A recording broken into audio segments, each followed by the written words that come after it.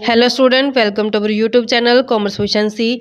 आज की क्लास में कवर करेंगे हम टॉपिक मार्जिनल रिवेन्यू और मार्जिनल कॉस्ट अप्रोच का। अगर अभी तक आपने मेरे यूट्यूब चैनल कॉमर्स एफिशिएंसी को सब्सक्राइब नहीं किया, सब्सक्राइब कीजिए, बेल आइकन जरूर प्रेस कीजिए ताकि जब भी मैंने वीडियोस अपलोड करूं सबसे पहले नोटिफिकेशन के पास जाए, आप वीडियोस को सबसे पहले देखें और आपकी स्टडी बूस्टअप हो। मार्जिनल रिवेन्यू और मार्जिनल कॉस्ट जो अप्रोच आते हैं ये हम लेते हैं short run equilibrium of the firm के कंसेप्ट में, क्योंकि जब हम short run equilibrium of the firm देखते हैं तो उसमें हमने दो अप्रोच को यूज़ करना होता है। एक होती है total revenue total cost approach, और दूसरी जो हमारे पास आती है मार्जिन रिवेन्यू और मार्जिन कॉस्ट अप्रोच। तो आज की क्लास में margin revenue margin cost approach को कवर करेंगे। सबसे पहले मतलब समझते हैं कि मार्जिन रिवेन्यू क्या होती है। मार्जिन रिवेन्यू ये रिवेन्यू का डिफरेंस होता है जब एडिशनल यूनिट ऑफ आउटपुट को सेल करके एडिशनल रिवेन्यू जनरेट किया जाता है तो उसको क्या बोलते हैं, मार्जिन रिवेन्यू बोलते हैं। मार्जिनल कॉस्ट क्या होती है कि जब एडिशनल यूनिट को प्रोड्यूस किया जाता है तो वहाँ पे जो कॉस्ट एडिशन आती है तो वहाँ पे उसको मार्जिनल कॉस्ट के नाम से जाना जाता है। तो यहाँ पे जो मोस्ट पॉपुलर मेथड रहता है फर्म के इक्विलिब्रियम को चेक करने का वो रहता है मार्जिन रिवेन्यू और मार्जिनल कॉस्ट अप्रोच। जो addition made to the total cost by production of one more unit of the commodity is called marginal cost. तो यहाँ पे जो टोटल कॉस्ट के अंदर एडिशन होता है जो बढ़ जाती है, वो क्यों बढ़ जाती है, क्योंकि यहाँ पे एक एडिशनल यूनिट को प्रोड्यूस किया जाता है तो उसको हम मार्जिनल कॉस्ट के नाम से बोलते हैं। इसी तरीके जब एडिशनल यूनिट को सेल करने से जो टोटल रिवेन्यू के अंदर इंक्रीमेंट आता है तो उसको हम मार्जिनल रिवेन्यू के नाम से जानते हैं। तो in order to know the position of maximum profit a firm compare marginal cost with margin revenue. तो यहाँ पे मैक्सिमम प्रॉफिट को चेक करने के लिए फर्म क्या करती है, मार्जिनल कॉस्ट और मार्जिनल रिवेन्यू को कंपेयर करते हैं। तो यहाँ पे तीन सिचुएशन हो सकते हैं, एक तो मार्जिनल रिवेन्यू मार्जिनल कॉस्ट से ज़्यादा है, दूसरी मार्जिनल रिवेन्यू मार्जिनल कॉस्ट से कम है, और तीसरा कि ये दोनों क्या है, इक्वल है। सबसे पहले आता है कि अगर मार्जिनल रिवेन्यू ज़्यादा आती है मार्जिनल कॉस्ट से, यानी कि रिवेन्यू तो ज़्यादा जनरेट कर पा रही है फर्म और इतनी कॉस्ट नहीं है, तो यानी कि यहाँ पे एमसी राइजिंग यानी कि कॉस्ट क्या हो रही है, बढ़ रही है। तो यहाँ पे फर्म क्या करेगी, अपने आउटपुट के लेवल को बढ़ा देगी, क्योंकि आउटपुट के लेवल को बढ़ाने का रीज़न यही है कि फर्म को रिवेन्यू क्या हो रही है, ज़्यादा मिल रही है, मार्जिन रिवेन्यू क्या मिल रही है, ज़्यादा मिल रही है। तो यहाँ पे बेनिफिशियल है फर्म को अगर वो आउटपुट को बढ़ाती है। इस केस में a firm will continue its production as long as its marginal revenue is more than its marginal cost. तो यहाँ पे फर्म क्या करेगी, कंटिन्यू रखेगी अपने प्रोडक्शन को लॉन्ग रन के अंदर जब उसकी मार्जिनल रिवेन्यू मार्जिनल कॉस्ट से ज़्यादा होती है। ऐसा इसलिए करते हैं क्योंकि यहाँ पे जितने भी यूनिट को वो ज़्यादा प्रोड्यूस करेगी तो उसको सेल करने से ज़्यादा ज़्यादा रिवेन्यू होगा उसको एज कम्पेयर टू उसके कॉस्ट, यानी कि कॉस्ट इतनी नहीं बढ़ेगी जितनी उसकी रिवेन्यू बढ़ जाएगी। Hence the unit of output is adding to profit. तो यहाँ पे जो यूनिट होती है आउटपुट की वो क्या करे, प्रॉफिट को बढ़ाती जा रही है। जैसे जैसे आउटपुट को बढ़ाया जा रहा है वैसे वैसे क्या होता जा रहा है, यहाँ पे प्रॉफिट भी फर्म के बढ़ते जाएंगे जैसे उसको सेल करेंगे यूनिट्स को। नेक्स्ट केस आता है कि अगर मार्जिनल रेवेन्यू है जो कम है मार्जिनल कॉस्ट, यानी कि रेवेन्यू तो कम है कॉस्ट क्या ज़्यादा, तो यहाँ पे कॉस्ट क्या हो रही है, बढ़ रही है, मार्जिनल कॉस्ट बढ़ रही है। तो यहाँ पे देखो रेवेन्यू ज़्यादा नहीं है तो फर्म क्या करेगी, डिक्रीज कर देगी अपने आउटपुट के लेवल को, क्योंकि यहाँ पे बेनिफिशियल नहीं रहेगा फर्म को एडिशनल यूनिट को प्रोड्यूस करना और उसको सेल करना, क्योंकि यहाँ पे कॉस्ट ज़्यादा पड़ रही है, उसको मार्जिनल कॉस्ट ज़्यादा बढ़ रही है मार्जिन रेवेन्यू कंपेरेटिवली। कहते हैं कि फर्म डिक्रीज कर देगी अपने आउटपुट को जब मार्जिन रेवेन्यू यूनिट के जो कम मिलती है उसको मार्जिनल कॉस्ट से। तो यहाँ पे रेवेन्यू कम है और कॉस्ट क्या ज़्यादा है। It is because on each such unit the firms is incurring low more cost than it's getting revenue. तो यहाँ पे जब एडिशनल यूनिट को प्रोड्यूस किया जाता है एक प्रोड्यूसर द्वारा तो यहाँ पे उसको रिवेन्यू इतना नहीं जनरेट हो पाता जितना उसका कॉस्ट बढ़ जाता है। Hence the unit of output as adding to losses. तो यहाँ पे अगर जितना यूनिट को ऑफ आउटपुट को बढ़ाया जाता है तो वो कहाँ लेके जा रहा है, उसको लॉस की तरफ लेके जा रहा है। नेक्स्ट केस आता है कि अगर मार्जिन रेवेन्यू मार्जिनल कॉस्ट के इक्वल और मार्जिनल कॉस्ट बढ़ रही है तो यहाँ पे फर्म एक ऐसे पॉइंट पे पहुंच चुके हैं जहाँ पे वो क्या संतुलन में आ गई है।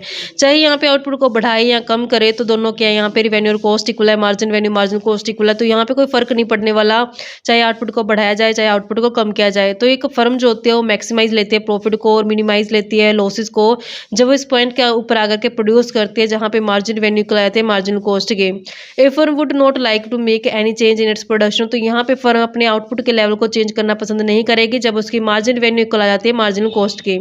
It will be the position of the firms equilibrium, क्योंकि ये फर्म के इक्विलिब्रियम की पोजीशन होती है। यहाँ पे जो फर्स्ट कंडीशन रहती है फर्म इक्विलिब्रियम की इज दैट मार्जिनल कॉस्ट किसकी इक्वल होनी चाहिए, मार्जिन रेवेन्यू की, क्योंकि यहाँ पे जो इक्विलिब्रियम फर्म के इक्विलिब्रियम की फर्स्ट कंडीशन होता है कि margin revenue margin cost equal होना चाहिए और जो मार्जिनल कॉस्ट कर्व होता है वो मार्जिन रेवेन्यू को एट बिलो से कट करे। तो यहाँ पे it is necessary but not sufficient condition of equilibrium a firm may not get maximum profit even when its marginal cost is equal to margin revenue. तो यहाँ पे sufficient condition नहीं है कि बेशक फर्म है जो मार्जिन रेवेन्यू मार्जिन कॉस्ट को इक्वल करके बैठे लेकिन फिर भी वो अपने मैक्सिमम प्रॉफिट नहीं ले पाएगी, फिर भी वो अपने इक्विलिब्रियम में नहीं आ पाएगी। It must fulfil second condition, उसको दूसरी कंडीशन और फुलफिल करनी पड़ेगी। कौन सी मार्जिनल कॉस्ट है जो मार्जिनल रेवेन्यू कर्व को बिलो पॉइंट से जो कट करके चले, यानी कि जो स्लोप है मार्जिनल कॉस्ट कर्व का वो स्टिपर होना चाहिए as compare to marginal revenue curve के।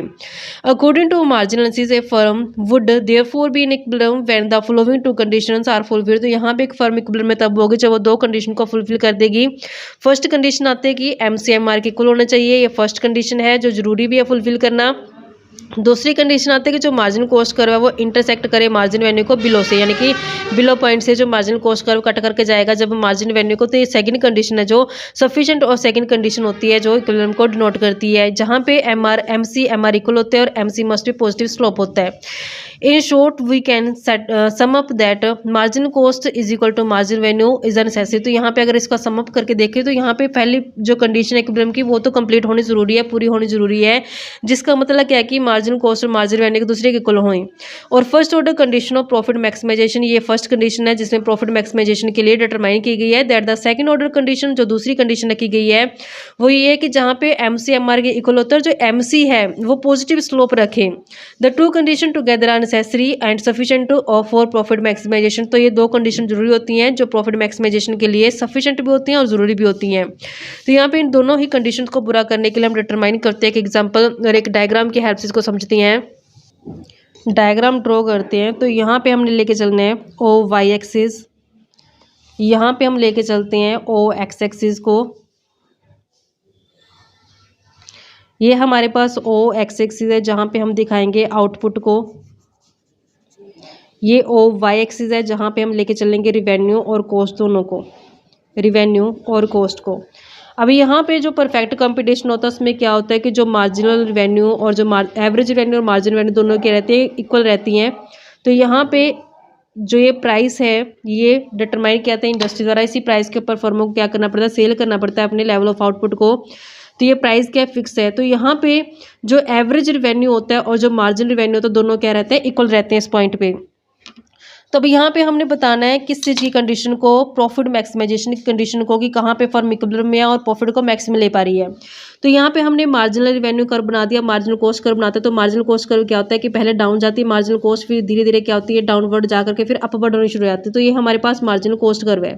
तो यहाँ पे हमने देखा कि जो फर्स्ट कंडीशन क्या कहते थे कि MR और MC इक्वल होने चाहिए। तो यहाँ पे दो पॉइंटों के ऊपर आकर के जो मार्जिनल कॉस्ट कर्व है कट कर रही है मार्जिन रेवेन्यू कर्व को, जहाँ पे एक दूसरे को इंटरसेक्ट करते हैं। तो वहाँ पे दोनों पॉइंट के ऊपर क्या है कि मार्जिन रेवेन्यू मार्जिन कॉस्ट की इक्वल आ गई है। लेकिन सेकंड कंडीशन क्या है कि जो मार्जिनल कॉस्ट कर्व होना चाहिए पॉजिटिव स्लोप होना चाहिए और मार्जिनल कॉस्ट रेवेन्यू कर्व को मार्जिनल कॉस्ट बिलो पॉइंट से कट करे। अब यहाँ पे क्या, यहाँ पे इक्विलिब्रियम में होगा प्रॉफिट मैक्सिमाइजेशन होगा क्या, यहाँ पे इक्विलिब्रियम और प्रॉफिट मैक्सिमाइजेशन होगा, नहीं।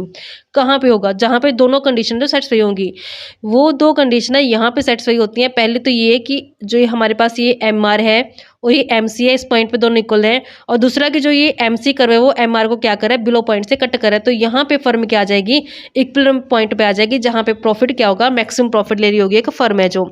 तो यहाँ पे इसका पॉइंट होता है फर्म के इक्विलिब्रियम का एज किस अप्रोच के हिसाब से, मार्जिन रेवेन्यू और मार्जिन कॉस्ट अप्रोच के हिसाब से। तो यहाँ पे एक फर्म जो होती है वो इतना इक्विलिब्रियम आउटपुट जो ले रही होती है, इस आउटपुट के लेवल को ना ही तो बढ़ाना चाहती ना ही वो कम करना चाहती। तो इस तरीके से हमारे पास ये पॉइंट बनता था बच्चों। आई होप कि आपको क्लियर हो गया होगा। नेक्स्ट क्लास में मिलेंगे नए टॉपिक के साथ। ऐसे ही रेगुलर क्लासेस देखने के लिए आप मेरे यूट्यूब चैनल कॉमर्स प्रोफिशिएंसी को सब्सक्राइब, लाइक और शेयर करें। बेल आइकन जरूर प्रेस करें ताकि जब भी मैंने वीडियोस अपलोड करूँ सबसे पहले नोटिफिकेशन आपके पास जाए, आप वीडियोज़ को सबसे पहले देखें और आपकी स्टडी बूस्टअप हो।